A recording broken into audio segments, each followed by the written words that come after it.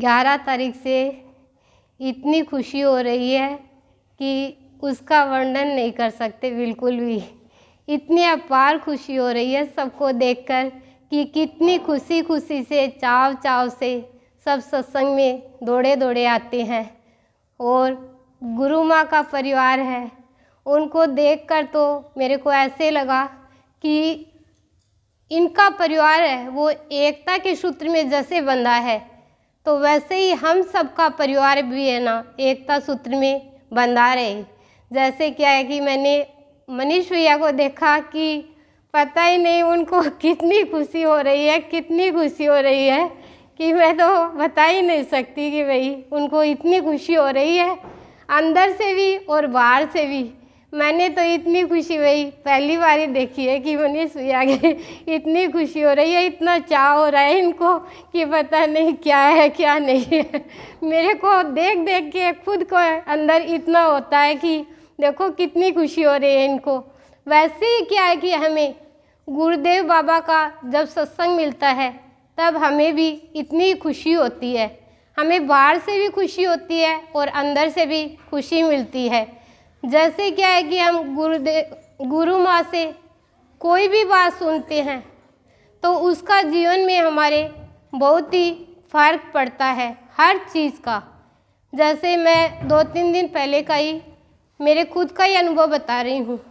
मैंने क्या है कि मेरी सास को खाना डाला था और खाना डाल के और मैं क्या कि यश के साथ और पीछे चली गई और भूल गई उनको कि भाई और भी उनको रोटी देनी है, भूल गई। और फिर उन्होंने क्या किया, जितना मैंने दिया था उनको उन्होंने खा लिया और कुछ भी नहीं खाया उन्होंने। और मैं जैसे ही आई तो उन्होंने हाथ धोकर थाली रखी थी।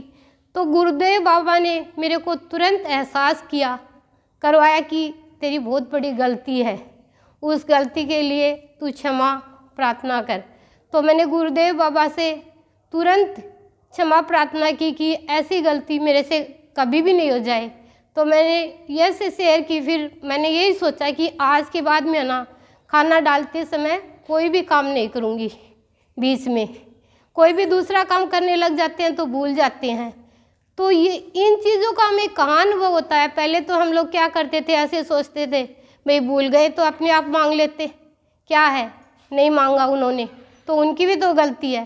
पर हम सत्संग में आकर हम ये बातें सुनते हैं तो हमें खुद को ऐसा अनुभव होता है कि नहीं हमारी गलती थी कि हम भूल गए, हमें ऐसा फिर कभी नहीं करना। तो ये जीवन में हमारे जो छोटी छोटी गलतियाँ होती है ना, तो इनमें सुधार कैसे होता है, जब हम सत्संग में गुरु माँ से बातें सुनते हैं तब हमारे जीवन में ये सुधार होता है। और एक मेरे को कई दिनों से ये अनुभव चल रहा है कि जो भी हम अच्छी भावना से कुछ भी सोचते हैं तो वो हमारे जीवन में तुरंत हो जाती है। कोई भी काम सोचते हैं या कोई भी हमारी जो अच्छी इच्छा होती है वो हमारी तुरंत ही गुरुदेव बाबा वो आना पूर्ण करते हैं। मैंने देखा 5 दिन के अंदर एकदम पूरा ना, मैंने जैसे भी सोचा था ना कि हम लोग क्या करते हैं, पहले मैं भी ऐसे ही करती थी कि कोई भी साड़ी ले आई, कोई भी नई चीज़ ले आई तो उसको क्या किया ना दबा के रख देते थे। ये सोचते थे कि भाई कोई भी शादी विवाह होगा या कोई भी फंक्शन होगा तब उसको हम पहन लेंगे।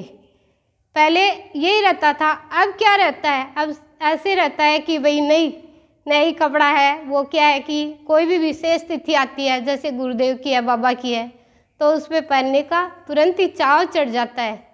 तो ये चीज़ें हमें कहाँ सुनने को मिलती है, कोई नहीं बताने वाला बाहर। तो ये चीज़ें जब हम सत्संग में सुनते हैं ना तब हमारे जीवन में ये चीज़ें बहुत काम आती है। और ये छोटी छोटी चीज़ें ही है ना हमारे से गलतियाँ करवाती है हमेशा।